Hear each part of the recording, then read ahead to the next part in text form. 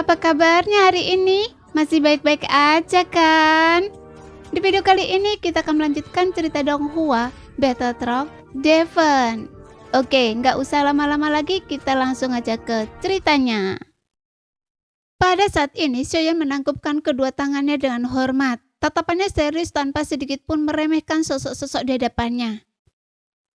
Saya akan melakukan yang terbaik. Di depan leluhur klan Yuan Shen, Xiaoyan jelas memahami bahwa dirinya memikul tanggung jawab yang tidak ringan. Mereka bukan sekedar jiwa tua yang bertahan dari zaman kuno, melainkan saksi hidup dari kehancuran sebuah era. Namun jauh di dalam hatinya, kegelisahan tetap sulit ditekan. Saat ini, Yuxi tengah mengandung anak avatarnya. Dia teringat ucapan Sutong sebelumnya. Anak dalam kandungan Yuxi hampir mustahil melahirkan kesadaran sempurna. Bahkan dengan garis keturunan dan kekuatan mereka, harapan itu tetap sangat tipis. Ketidakpastian tersebut bagaikan batu besar yang terus menekan hati Xiaoyan. Untuk sesaat, ruangan itu menjadi sunyi. Tatapan Xiaoyan pelan berubah dalam, pikirannya kembali tertuju pada kehancuran dunia Changmang dan lenyapnya klan Yuan Shen-nya dari sejarah. Itu jelas bukan bencana biasa. Mustahil satu dunia atau satu ahli kuat mampu memusnahkan seluruh ras kuno hingga ke akar-akarnya.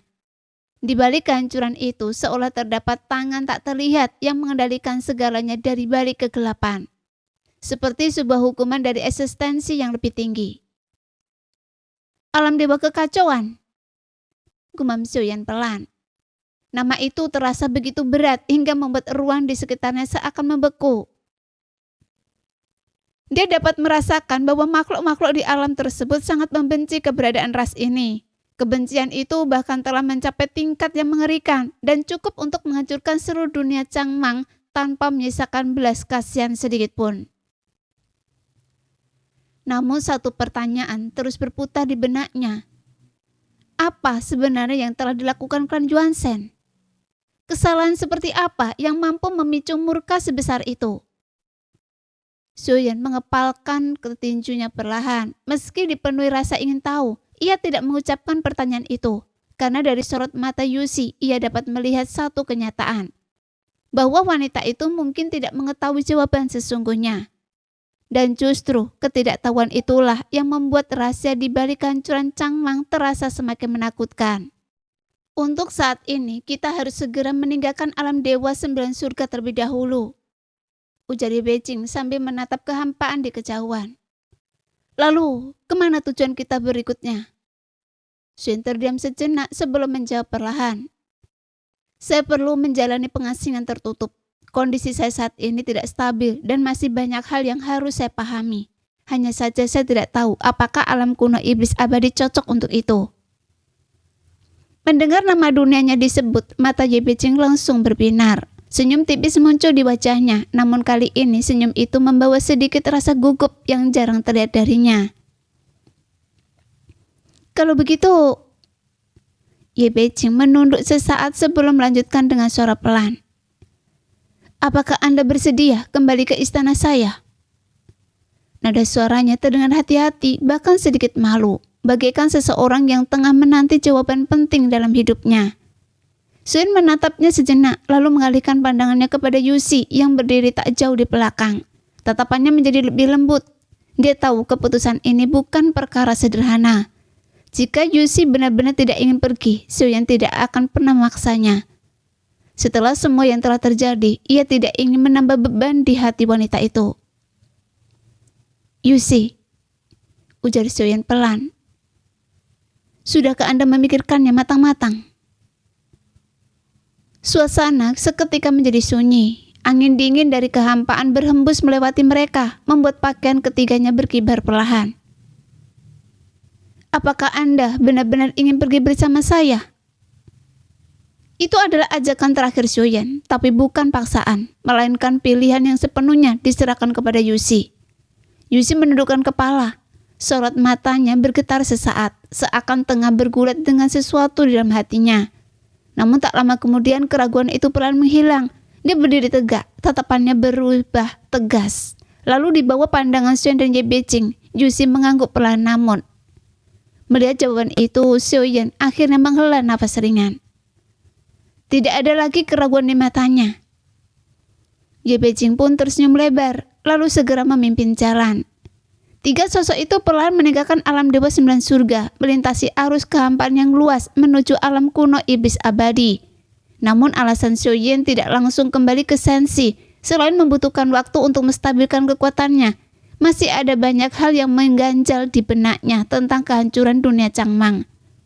Rahasia alam dewa kekacauan, serta ancaman tak terlihat yang perlahan mulai bergerak di balik kegelapan. Karena dia memiliki firasat kuat bahwa badai besar yang sesungguhnya belum benar-benar dimulai. Jadi, Xiaoyan ingin memastikan apakah membawa Yuxi pergi akan memicu bencana tertentu, atau bahkan menarik perhatian divisi kepunahan yang selama ini memburu jejak klan Yuanzhen. Jika benar keberadaan Yuxi masih berada dalam pengawasan mereka, maka setiap langkah yang diambil Xiaoyan bisa berubah menjadi malapetaka. Karena itulah ia memilih menuju alam kuno iblis abadi. Setidaknya di sana ada Ye Beijing. Dengan kekuatan serta pengaruh wanita itu di wilayahnya sendiri, mereka akan memiliki lapisan pelindung tambahan.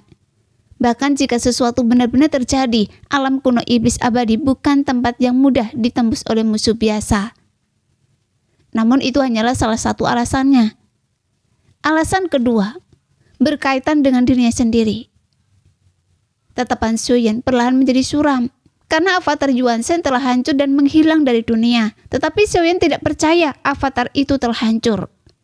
Bagaimanapun hubungan misterius antara dirinya dan avatarnya masih samar-samar dapat dirasakan. Tapi ikatan itu sangat lemah, nyaris terputus. Namun tetap ada sebuah koneksi yang tidak mungkin salah. Selama hubungan itu belum lenyap sepenuhnya, berarti avatar tersebut masih eksis di suatu tempat. Hanya saja tersembunyi terlalu dalam. Karena itulah Xiaoyan menyadari satu hal penting. Yang paling perlu ia lakukan sekarang bukanlah terus mencari tanpa arah, melainkan memperkuat tubuh utamanya terlebih dahulu.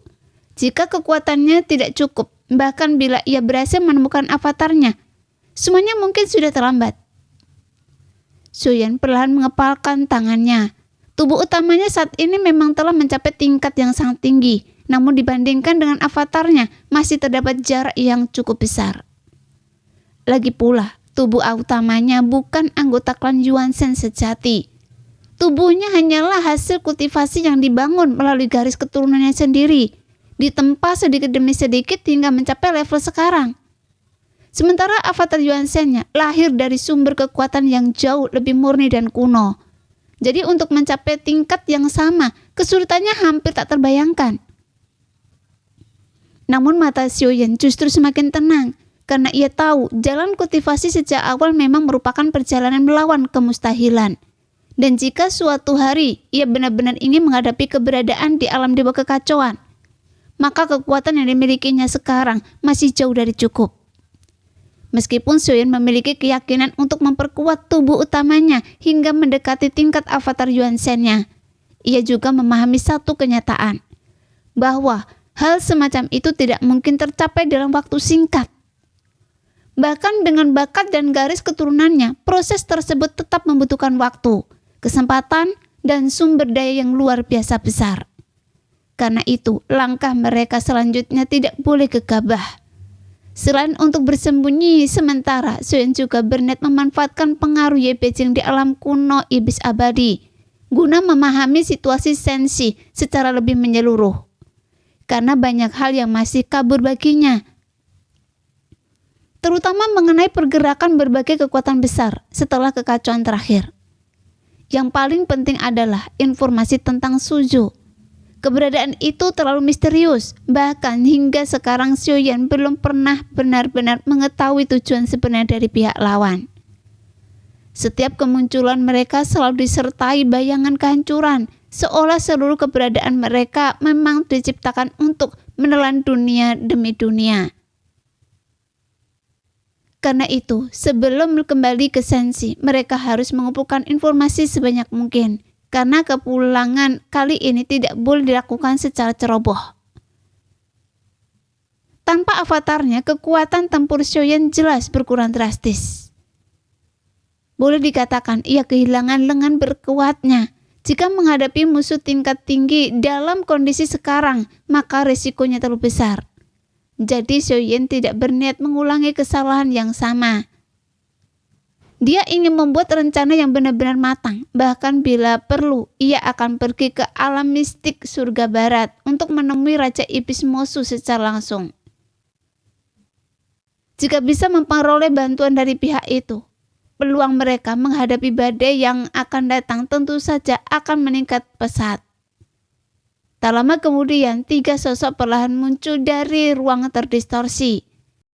Aura kuno dan liar khas alam kuno iblis abadi langsung menyambut mereka. Langit berwarna gelap kemerahan, sementara energi iblis kuno memenuhi udara, membuat ruang di sekitar tampak berat namun stabil. Ye Beijing berdiri di samping Xiaoyan sambil menatap wilayah luas di hadapan mereka. Meski ini adalah wilayah kekuasaannya sendiri, ia tidak mengambil keputusan sembarangan. Sebaliknya, ia sedikit menundukkan kepala kepada Xiaoyan. Pengaturan apa yang akan Tuan Muda buat selanjutnya? Nada suaranya tenang, penuh penghormatan. Ye Beijing tidak berniat memaksakan kehendaknya. Ia memilih mengikuti keputusan Xiaoyan sepenuhnya. Seolah apapun di pilihan pria itu, dirinya akan mendukung tanpa ragu. Xiaoyan memandang jauh ke kejauhan, matanya perlahan menyipit. Setelah beberapa saat, ia akhirnya berkata pelan. Pertama, tutup semua jejak kedatangan kita. Lalu kumpulkan seluruh informasi tentang Sensi dan Suju yang bisa diperoleh. Nada suaranya rendah namun mengandung ketegasan yang membuat udara di sekelilingnya seakan ikut membeku. Karena mulai saat ini, setiap langkah yang mereka ambil akan menentukan hidup dan mati mereka di masa depan. Senior Ye, ujar Xiaoyan tiba-tiba. Suaranya terdengar jauh lebih serius dibandingkan sebelumnya. Apakah klan Jimmy memiliki anggota yang tersembunyi di Sensi? Tatapannya langsung tertuju pada wajah Ye Beijing, seolah ingin melihat setiap perubahan sekecil apapun dari ekspresinya. Mendengar pernyataan itu, Ye Beijing tampak terdiam sesaat. Keraguan samar melintas di matanya. Segera melanjutkan dengan nada mendesak.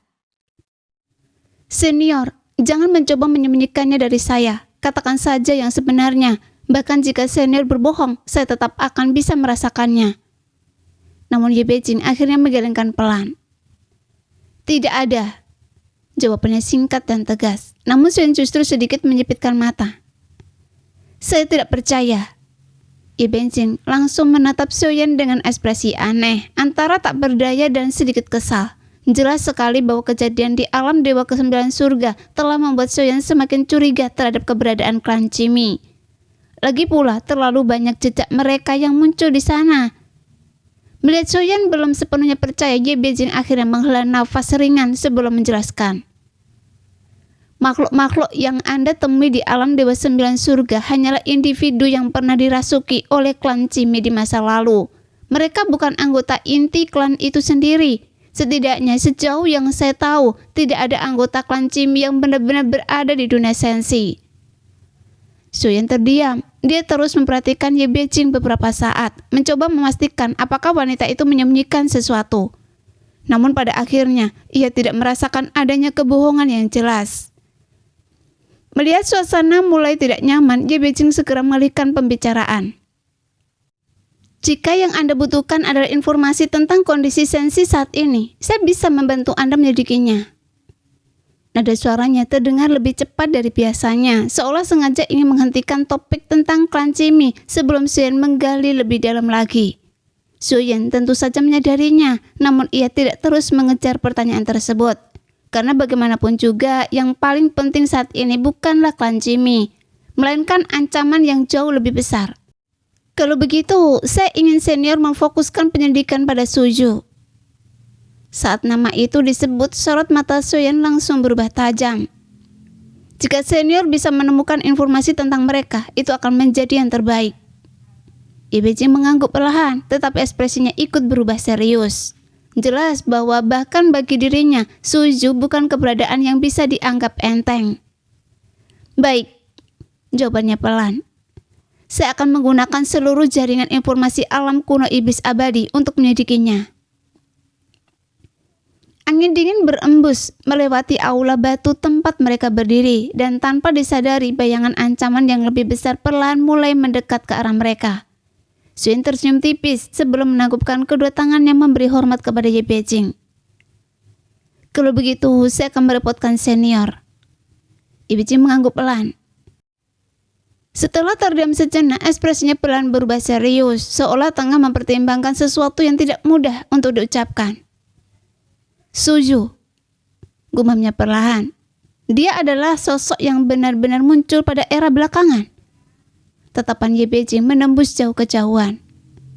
Konon, ia hanya membutuhkan waktu 10.000 tahun untuk mencapai tingkat ke-6 alam melangkah ke surga. Saat kalimat itu terucap, bahkan udara di sekitar tampak sedikit membeku. 10.000 tahun. Bagi para kultivator biasa, waktu tersebut mungkin terdengar panjang. Namun bagi eksistensi di tingkat mereka, itu hanyalah sekejap mata. Mencapai tingkat ke-6 alam melangkah ke surga dalam waktu sesingkat itu hampir dapat disebut sebagai keajaiban yang melawan akal sehat. Dan setelah itu, lanjut Ye Beijing dengan nada berat. Ia langsung menggulingkan Suki Tian Tai dari tatahnya. Mendengar nama itu, mata Suyun sedikit menyipit. Sukian Taigi bukan sosok biasa. Ia pernah berdiri di puncak dunia Taisu selama bertahun-tahun lamanya. Banyak dunia besar tunduk pada namanya, dan kekuatannya dikenal hampir tak tertandingi pada masanya. Namun keberadaan sekuat itu tetap dikalahkan dengan sangat cepat. Anda seharusnya tahu tentang hal ini, ujar Ye Beijing sambil menatap Suyun. Suyun tidak langsung menjawab. Tatapannya tetap tertuju pada Ye Beijing, seolah ingin menggali lebih dalam dari setiap kata yang diucapkan wanita itu. Beberapa saat kemudian ia akhirnya berkata pelan, "Senior, bisakah Anda menjelaskan lebih rinci?" Nada suaranya rendah namun serius. "Apapun yang senior ketahui tentang Suju sangat penting bagi saya." Melihat sorot mata Suyun yang begitu dalam, Ye Beijing kembali terdiam, ekspresinya tampak rumit. Seolah ada sesuatu yang sebenarnya enggan ia ungkapkan. Namun pada akhirnya ia tetap membuka mulut. "Menurut dugaan saya, Suju menyembunyikan kekuatannya."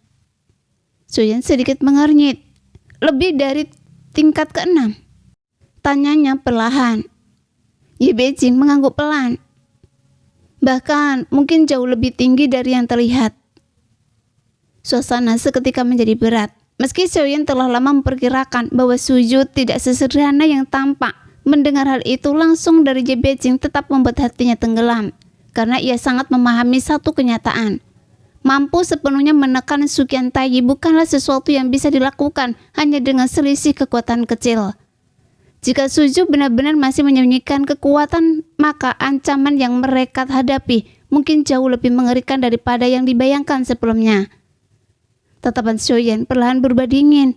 Untuk pertama kalinya sejak tiba di alam kuno iblis abadi, ia merasakan tekanan yang benar-benar nyata. Musuh yang akan mereka hadapi kemungkinan besar adalah eksistensi yang telah melampaui batas pemahaman para ahli biasa. "Saya mungkin perlu meminjam kekuatan alam kuno iblis abadi untuk berkultivasi selama beberapa waktu." Setelah mengatakan itu, Suyun menangkupkan kedua tangannya memberi hormat kepada Ye Beijing. Ia memahami bahwa tempat ini adalah wilayah kekuasaan wanita tersebut. Jika ingin menggunakan energi dunia dan berbagai sumber daya di sini untuk memperkuat tubuh utamanya, tentu ia harus terlebih dahulu memperoleh izin. Namun Ye Beijing hanya mengangkat bahu ringan. "Lakukan sesuka Anda." Nada suaranya terdengar santai, seolah hal sebesar itu bukan sesuatu yang layak dipermasalahkan. "Saya tidak memiliki ambisi sebesar diri Anda," lanjutnya sambil tersenyum tipis. "Saya juga tidak terlalu peduli apakah dunia ini akan bertahan atau binasa." Meskipun terdengar dingin, Suyun tahu itu bukan sepenuhnya ucapan tanpa kerasaan. Setelah hidup terlalu lama dan menyaksikan kehancuran demi kehancuran, banyak eksistensi kuno memang perlahan kehilangan keterikatan terhadap dunia. Ye Beijing kemudian melambaikan tangannya pelan. "Tidak perlu terburu-buru mulai kultivasi. kalian bisa kembali ke aula 10.000 orang suci terlebih dahulu untuk beristirahat. Tatapannya perlahan meraih kepada Yuxing yang berdiri di samping Xiaoyan. Lagi pula, sudut bibirnya sedikit terangkat. Dia sini jelas seorang wanita hamil. Jadi Anda seharusnya mengurusnya terlebih dahulu. Xiaoyan terdiam sesaat sebelum akhirnya mengangguk pelan. Meski hubungannya dengan Suyi terasa rumit dan sulit, dijelaskan ia tidak pernah berniat menghindari tanggung jawab. Meskipun anak yang dalam kandungan Yuxi mungkin bukan darah dagingnya secara langsung. Namun karena berbagai keterikatan takdir, garis keturunan dan kekuatan klan Yuanzhen, keberadaan anak itu telah terhubung erat dengannya. Hubungan terikat bahkan jauh melampaui ikatan biasa. Dalam arti tertentu, anak itu memang dapat dianggap sebagai anaknya sendiri. Tetapan Xuan tanpa sadar jatuh ke alam suji. Untuk pertama kalinya setelah sekian lama, sorot matanya tampak sedikit lebih lembut. Namun, tepat pada saat itu, Ye Beijing tiba-tiba menatapnya sambil mengangkat alis. "Ini anak Anda," katanya terus terang. "Apa Anda tidak berniat mengakuinya?" Ucapan itu langsung membuat suasana menjadi aneh. Xiaoyan sedikit tertegun. Bahkan Yuxi yang biasanya tenang tampak memalingkan wajahnya perlahan. Ujung telinganya memerah samar. Melihat reaksi keduanya, senyum Ye Beijing justru semakin lebar. Jelas menikmati suasana canggung tersebut. Sementara Xiaoyan hanya bisa menghela nafas pelan. "Senior," katanya dengan nada tak berdaya. Namun sebelum ia sempat melanjutkan, Ye Beijing sudah tertawa kecil dan melangkah pergi lebih dulu, meninggalkan Xiaoyan dan Yuxi berdiri dalam keheningan yang canggung di bawah langit gelap alam kuno iblis abadi. Xiaoyan terbatuk pelan 2 kali, berusaha menyembunyikan kecanggungan di wajahnya. Walaupun Ye Beijing berkata seperti itu, hubungan antara dirinya dan Yuxi memang masih sulit dijelaskan. Mereka bahkan tidak benar-benar saling mengenal dalam waktu lama. Pertemuan mereka dapat dihitung dengan jari, namun takdir justru telah meningkat mereka dalam hubungan yang jauh lebih rumit dari yang dibayangkan siapapun. Xiaoyan akhirnya menggelengkan kepala lalu berkata, "Ayo pergi, kita kembali ke aula 10.000 orang suci dulu." Dia tentu memahami maksud Ye Beijing. Wanita itu jelas sengaja membawanya kembali ke wilayah inti alam kuno iblis abadi agar Yuxi tetap berada dalam pengawasan dan perlindungan penuh. Bagaimanapun juga identitas Yuxi terlalu sensitif. Jika sesuatu terjadi di tengah perjalanan, konsekuensinya mungkin tidak bisa dibayangkan. Tanpa membuang waktu lagi, Xuan segera mengaktifkan jiwa kekosongan miliknya. Dalam sekejap, ruang di sekitar mereka bergetar hebat. Kekuatan kehampaan menyelimuti ketiga sosok itu, lalu berubah menjadi aliran cahaya yang melesat, menembus ruangan dengan kecepatan mencengangkan. Tak lama kemudian, mereka tiba dengan selamat di alam iblis 10.000 orang suci, wilayah inti yang berada di bawah kendali langsung Ye Beijing. Namun pada saat yang sama, jauh di tingkat terbawah alam Dewa 9 surga, suasana justru berada dalam kekacauan besar. Ledakan energi memenuhi langit. Aura pedang berwarna abu-abu keputihan meraung liar, membelah kehampaan seperti badai penghancur dunia. Setiap ayunan membawa tekanan mengerikan hingga langit dan bumi tampak terbelah menjadi 2 bagian. Di tengah badai itu, sosok Huachan berdiri dengan rambut acak-acakan. Kainnya sudah compang-camping, tubuhnya dipenuhi luka. Sementara kedua matanya memerah seperti binatang buas yang terpojok. Ia menggenggam pedang erat-erat. Aura membunuh yang terpancar dari tubuhnya hampir berubah menjadi kegilaan. "Kalian tidak bisa membawa saya pergi." Suara raungannya mengguncang seluruh wilayah. "Dulu kalian tidak mampu, sekarang pun tetap tidak akan mampu." Energi pedang kembali meledak liar ke segala arah, menghancurkan ruang di sekitarnya menjadi retakan-retakan besar. "Jika saya tidak mau, tak seorang pun dari kalian bisa memaksa saya." Namun yang aneh, di depan Huachan tidak ada apapun. Dia hanya berdiri di sendirian di tengah kehampaan, meraung ke udara kosong seperti seseorang yang telah kehilangan kewarasannya. Tetapi sesaat kemudian ruang di hadapannya tiba-tiba beriak samar. Dan dari kehampaan yang tampak kosong itu perlahan muncul tekanan dingin yang membuat bahkan ruang itu sendiri mulai membeku. Seolah memang ada sesuatu yang tidak dapat dilihat oleh mata biasa yang sedang berdiri tepat di depan Huacan.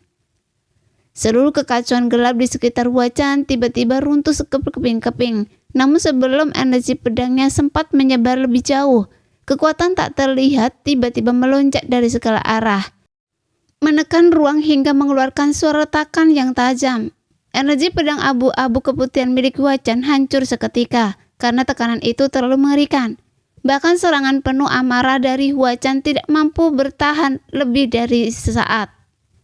Lalu seberkas cahaya turun dari langit. Cahaya itu tampak suci sekaligus dingin, membentuk pilar raksasa yang langsung menyelimuti tubuh Huacan. Dari dalamnya terpancar daya hisap mengerikan, seolah ingin menyeretnya keluar dari dunia ini secara paksa. Tubuh Huacan langsung bergetar hebat, namun kedua matanya justru dipenuhi tekad yang hampir gila. Dia menggenggam pedangnya erat-erat, urat di lengannya menegang, kemudian raungan yang mengguncang langit dan bumi. Suara itu bagaikan titah kuno yang melintasi seluruh alam Dewa Sembilan Surga. Pada saat berikutnya seluruh dunia berubah. Di dalam ibu kota giok alam tertinggi, jutaan cahaya pedang tiba-tiba melonjak ke langit. Pedang-pedang itu meraung seperti badai hujan yang tak berujung, memenuhi cakrawala dengan suara dentuman tajam. Tidak hanya di sana, seluruh pedang di alam Dewa Sembilan Surga seakan menerima panggilan mutlak. Pada saat yang sama, pedang para kultivator, pedang yang tersegel di sekte kuno, bahkan pedang tua yang telah ditanam ribuan tahun di makam-makam kuno, semuanya mulai bergetar hebat. Lalu satu demi satu, pedang-pedang itu terbang meninggalkan pemiliknya tanpa bisa dihentikan, sehingga langit dipenuhi aliran cahaya pedang yang tak terhitung jumlahnya, berkumpul menuju tempat Huacan berada. Pemandangan itu begitu mengejutkan, hingga seluruh alam Dewa Sembilan Surga terguncang. Apa yang terjadi? Pedang saya! Siapa yang memanggil semua pedang ini? Jeritan para kultivator terdengar di berbagai penjuru dunia. Banyak orang mencoba menahan pedang mereka, namun sia-sia. Kekuatan panggilan itu terlalu mutlak, seolah berasal dari hukum tertinggi ilmu pedang itu sendiri. Di tengah kekacauan itu, seorang kultivator tua hanya bisa menatap kosong ke arah langit sambil memegang sarung pedangnya yang sekarang kosong. Pedangku, kemana Anda pergi? Suaranya dipenuhi keterkejutan dan ketidakpercayaan. Apakah akan kembali lagi? Namun tak ada yang bisa menjawab, karena saat ini seluruh langit alam Dewa Sembilan Surga hanya dipenuhi satu kehendak Huacan. Dan di bawah sorot cahaya raksasa itu, rambut Huacan berkibar liar. Matanya merah darah, sementara jutaan pedang melingkarinya seperti badai penghancur dunia. Seolah pada detik itu dia telah berubah menjadi penguasa seluruh pedang di langit dan bumi. Nah, sekian dulu cerita kali ini. Kita lanjut lain hari ya guys ya. Bye-bye.